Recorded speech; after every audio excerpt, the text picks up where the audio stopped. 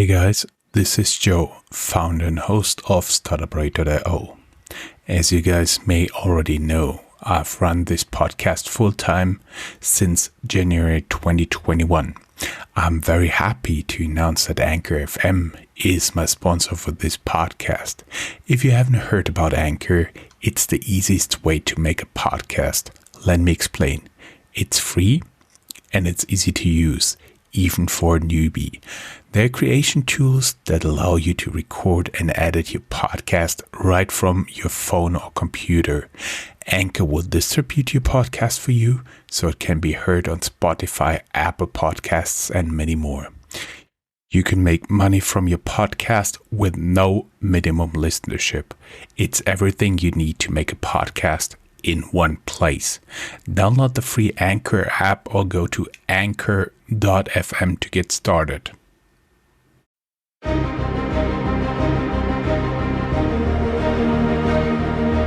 Welcome to startupradio.io, your podcast and YouTube blog covering the German startup scene with news, interviews, and live events.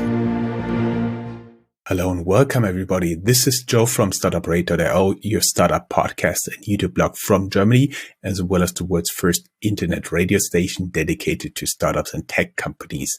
Today we bring you another special bonus episode covering a change in the German legal frame for institutional funds. This sounds a little bit boring at first, but it may have big implications for the crypto markets. But to make this much more entertaining, this special episode, I brought you a lawyer.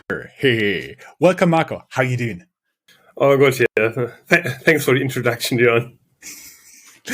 Well, if it comes to lawyers, you're one of the more entertaining guys. Thanks for that. You're very welcome. Can you please introduce yourself a little bit to our audience? Keep in mind that more than half of the people are just listening to this podcast and not actually watching it on YouTube. Yeah, happy to do so. Yeah, I'm Marco. I'm a regulatory lawyer with EY Law, and which is the law company or the law firm of EY. And I'm a partner and with a strong focus on the asset management industry and fintech as well. And in this regard, of course, I'm looking at current developments in the regulatory field and advising startups, fintechs, and also institutional investors, banks, financial service institutions, etc., and also investors with regards, for example, to investments in crypto assets and the structuring of investment funds, what we also want to talk about today. Yes, and basically the curiosity, this special episode was sparked by a lot of blog posts I've been reading in the last few weeks and months, because there was an announcement. Germany is going to have a new asset management investment law, however you want to call it, which regulates all the legal structures of funds. And the reason this made such a big wave is that there is a few little sentences in there that permit institutional funds, German institutional funds, to invest in cryptocurrencies.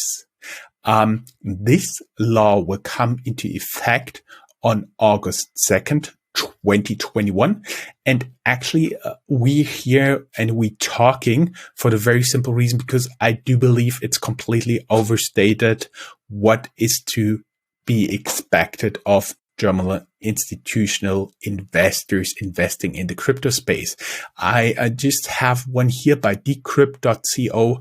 Damn huge, Germany opens up to institutional crypto funds.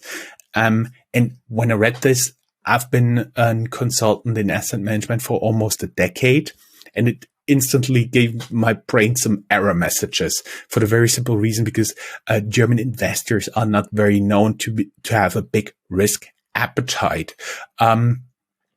we may add that most of the money in those institutional funds, and I'm just basing this on the Kapitalmarktstatistik, meaning an official statistics of the German central bank, and they had at this point 1.8 trillion euros, meaning somewhere above 2.1 trillion US dollars in asset under management, and that was as end of April 2021. It's the last available statistics to us at the time of the recording.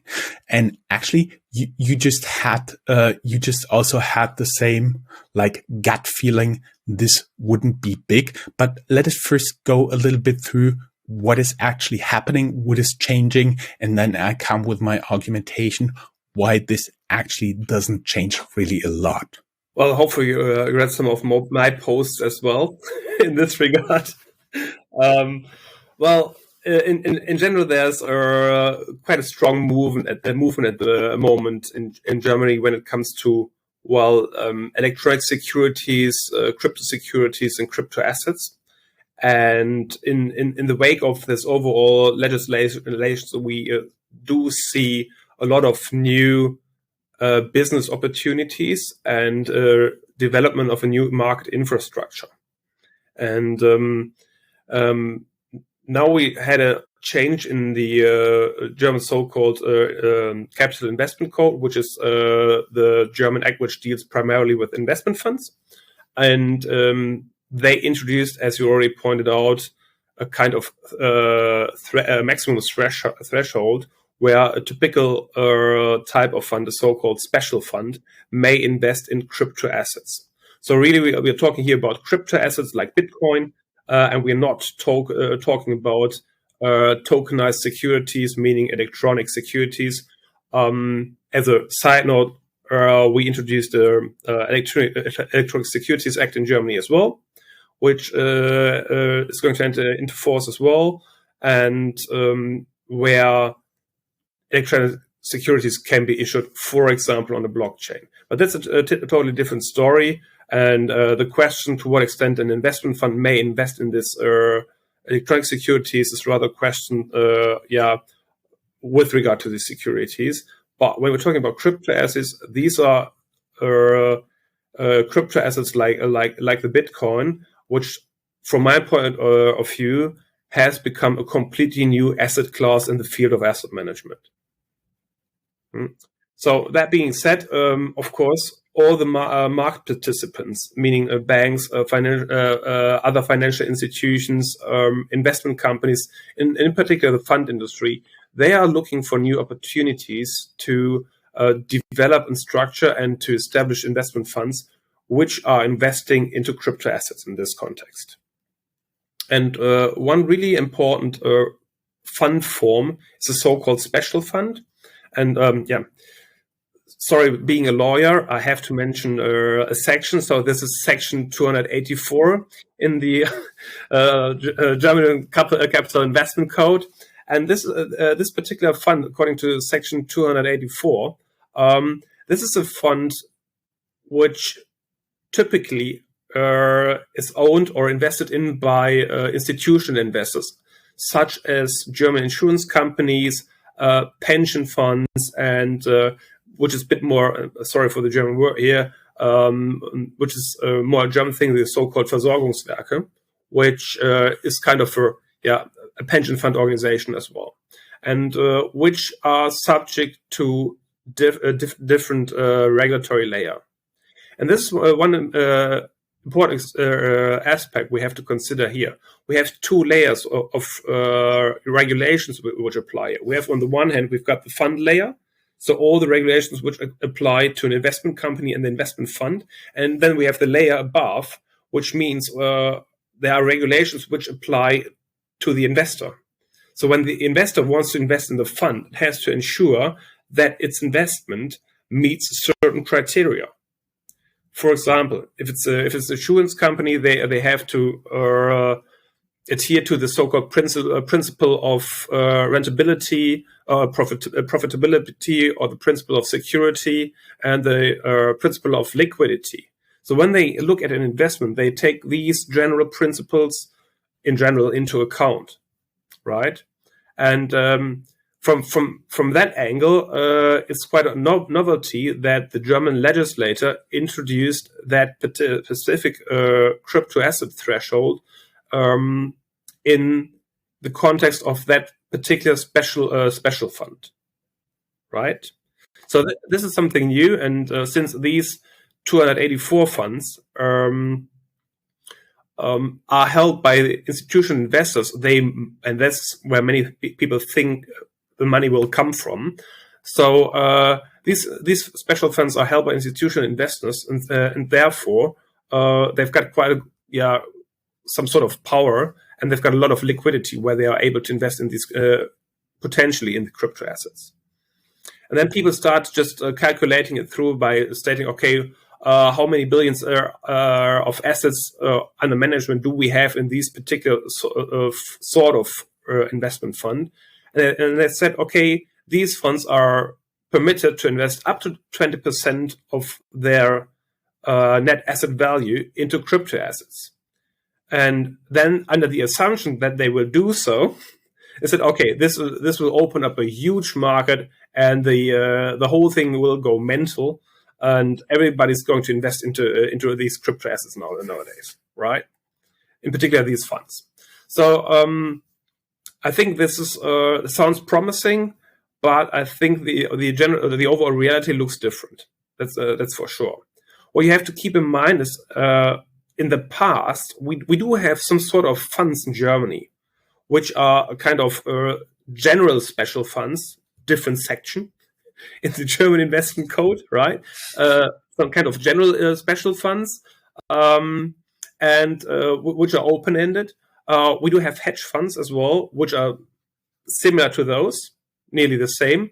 And of course, we've got some sort of special fund all for institutional investors, because, for example, hedge funds may not be acquired by natural persons in Germany, so only suitable for professional, semi-professional investors.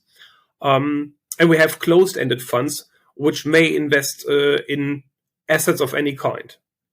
And these three types of funds I mentioned were able to invest into crypto assets in the past already.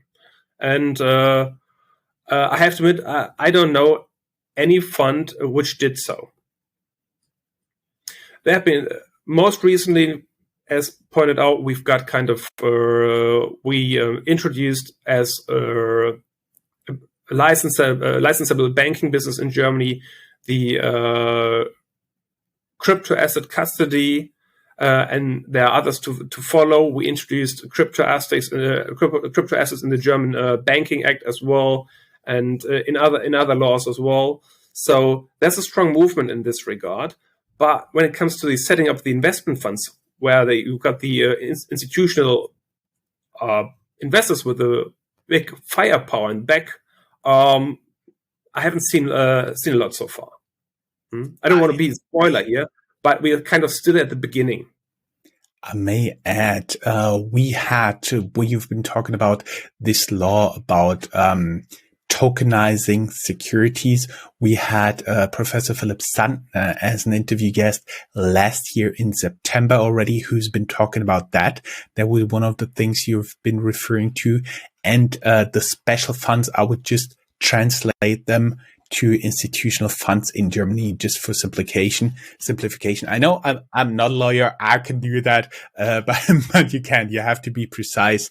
Basically, the idea was at the beginning, you have retail funds. They're specially protected. All the retail investors can go in, and you have the institutional funds. Basically, all institutional investors can go in. That's most of the time something like banks, insurance companies, or all the usual investors. But a big share of institutional investment is coming from very conservative entities, especially public entities like parts of the German retirement system are public, as well as insurance companies. I just had one example for the risk aversity of those funds.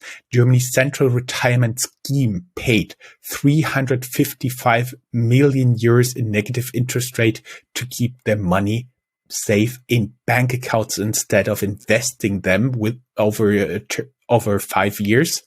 And of those institutional fund assets in Germany, I found that 74% are denominated in euros, meaning they don't have even the risk of currencies moving against each other. For example, you invest in US dollars, the price in US dollars goes up, but the value of US dollars goes down compared to euro. And then you end up still having less money. That's called FX, foreign exchange risk, FX risk. Now I get it. And that's basically what they eliminated for almost 75%. And I also saw that only 17.3% of the total equities are actually invested directly. So that means 70.3% are of the total assets of the 1.8 trillion are invested in equities directly, and they have much more than 50% in fixed income investments. So that just shows you how risk averse those investors are. And when they calculate several hundreds of billions getting into cryptocurrencies, I actually never bought it. And that's why we make this, recording. But I was sure you had something to add, right? Of course. Well, you're definitely having a point here. And even if you are less risk averse as an institutional investor, still there remains a question: how is the investment company, and now we're talking about the lower level again, how's the investment company dealing with their internal risk management processes? Of course, if you invest in Bitcoin, you can't apply your regular risk management systems which you applied to securities in the past, because the volatility of the DAX, for example, is by far less than, for example, the volatility of Bitcoin. Just to give to name our standard example here, and I think this makes it really difficult, because you have to have different systems in place which have to be developed, and you have to think about it how you're going to adapt and adjust your internal systems.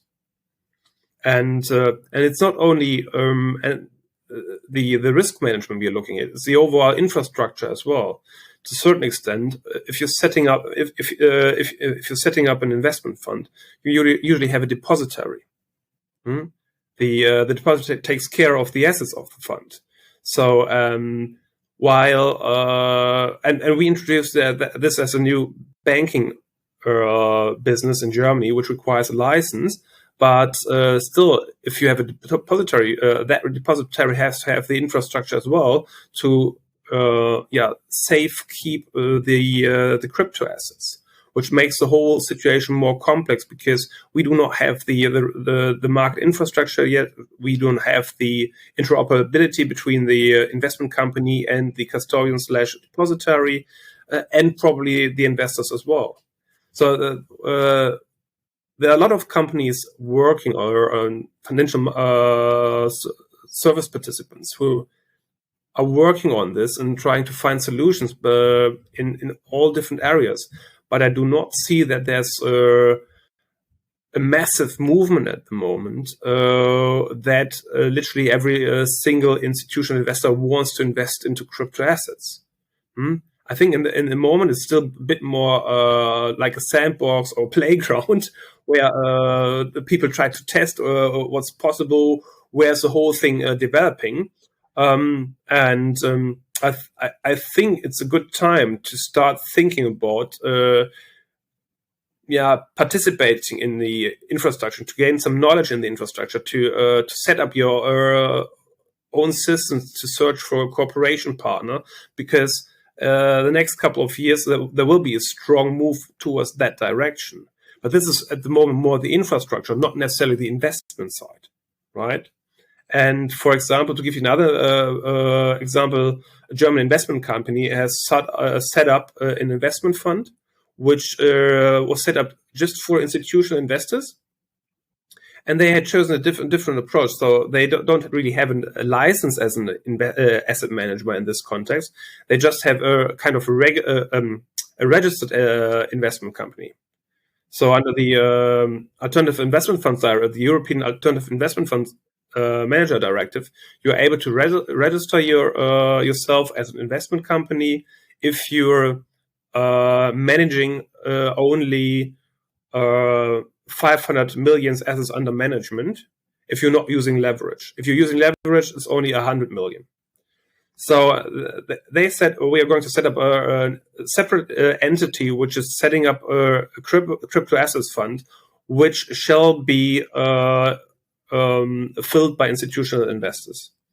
And that shows that the overall infrastructure isn't there, because in these particular circumstances, you don't need a custodian or a depository, but they're trying to set it, or they set it up similar to that and trying to mirror the standard structures here. But as you pointed out, many of the funds even use hedging instruments to hedge any sort of currency exposure in the funds, which will be difficult with regards to any sort of crypto assets, right? So, what we would like to hedge here? Would we like to hedge Bitcoin with Ether? Or it's not working like that. So you have to have a completely different approach, and you have to you must not be risk averse, and your systems have to be adjusted completely different. So I rather expect that some institutional investors may think about investing on really small scale, just to try it and to test it, whether this would be a new upcoming asset class. And it was quite funny, because most recently I had a discussion with a lawyer from another investment company, from a conservative investment company, and he said, honestly, I'm not a big fan of all these crypto assets, which some sort of billionaires are able to manipulate by any sort of Twitter account or something like that. And I think he was having a point there, and which shows that they're not ready yet, because they don't know how to handle it and how to control, for example, volatility, and from a risk management perspective, right?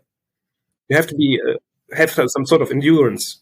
Basically, what you meant is that there will be investments, but very small amounts. So do say and there is lack of infrastructure, meaning a safekeeping entity. You have to keep in mind a securities custody comes from the time when you had like paper-based securities, right? And you had to have someone with a big vault and you lock it up there. And that's still the same thought process. So you need somebody with a digital vault to keep your securities safe. And that is not here yet, even though there are some interesting startups. For example, we'll link down here in the show notes Tangany from Munich, with whom we did an interview, who are providing this type of crypto deposit, crypto custody solution. And you also made the point that in order to have institutional investors, you need to hedge the risk, meaning work with derivatives in order to minimize the direction the currency goes, which is negative for you. So there need to be a more liquid cryptocurrency derivatives market, meaning options, futures, swaps, and stuff like this, that institutional investors can actually hedge.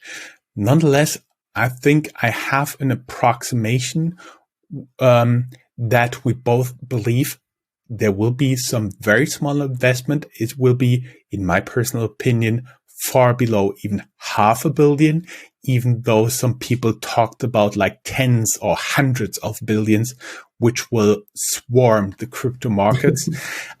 actually do believe it will be far below even $500 million. Just to give you one example, hedge funds are around in Germany, I do believe, since 2008, 2009, and so far only 0.26%. So meaning a little bit over 5 billion are actually invested in hedge funds here in Germany, which of course we are only focused on the institutional investors investing here within Germany. There are institutional investors investing abroad as well. That is all not covered, but just to give you a general idea what we're talking about here.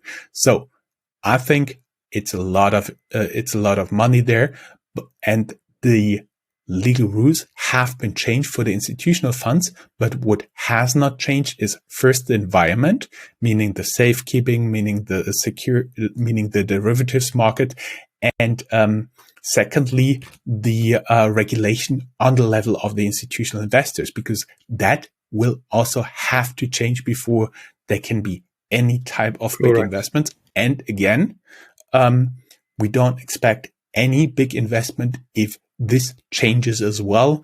Maybe a few years down the road, we will have something like 5 million on the same level as hedge fund investments for cryptocurrencies here. Would you agree, or you think even lower? I rather agree with you. Let me put it that way. It's easier. It's easier. No, it's but I think at the moment it's just happy guessing, and I think it's quite certain that we're not going to see that all of these institutional funds are going to invest straight away 20% of their assets under management into crypto assets, because this is really a complex asset class. I kind of believe in that asset class. I think it's in the process of establishing itself, and since we're talking about it, shows that the overall economy started thinking about it, and everybody kind of is into that market infrastructure now. It thinks about how is this going to develop, which direction is it evolving, and so this is definitely also a new asset class, as for example gold. Of course, you can always state, okay, gold is something which is physical, which I can at least produce a nice ring out of it. But at the end of the day, it seems that all these crypto assets, or even only some particular specific certain crypto assets, will be accepted as a currency by people. So you kind of believe in that value, and to that extent, here we do see the establishment of a complete new asset class, which of course requires a complete new market infrastructure. But I think it's the early beginning, and say never never, but at the moment I don't see that big market, because the volatility is by far too strong. And I might want to mention one more thing here as well.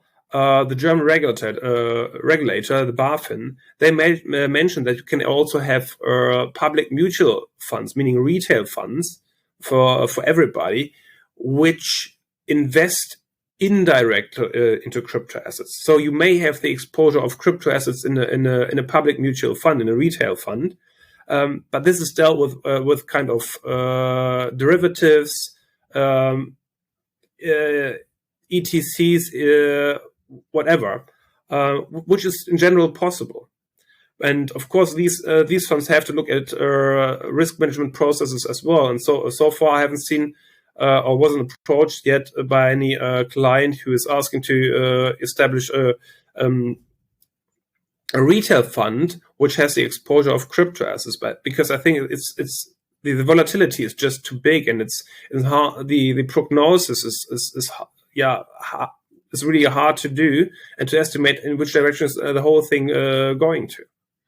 And that makes it so difficult. I believe in that asset class, or now it's there and things developing, but as long as the volatility of these products isn't more stable, I think we are only going to see minor investments in those funds, or be it indirect investment in crypto assets via a fund or direct investments in crypto assets. Yeah, me too. Again, this is not to bash cryptocurrencies. This No, is not at just all. to give a real sense of regulation that nobody expects the crypto portfolio to go up like crazy because German institutional investors are going to invest. This is not the case. They may nonetheless go upwards like crazy, but it will most likely have nothing to do with German institutional funds.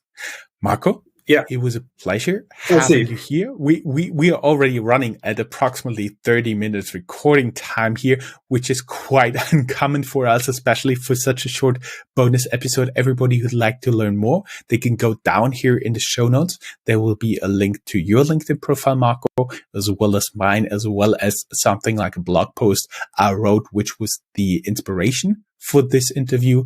And of course, I do believe we'll have you back for some other topics related to cryptocurrencies, fintechs, or something else. Yeah. It was a pleasure, Joe. Thanks very much for the invitation, and talk to you soon. Talk to you soon. Bye-bye. Take care. Bye. If you are a professional looking at the European startup scene, Germany is a place you cannot miss. Fortunately for you, there is startuprad.io, the authority on German startups. This English-only podcast brings you fresh interviews each week. Most likely, you have never heard or read anything on these startups before in English, but you will in the future. Be ahead of the curve and subscribe to startuprad.io podcast, or check for the startuprad.io internet radio station. Check your Alexa for the startuprad.io skill as well.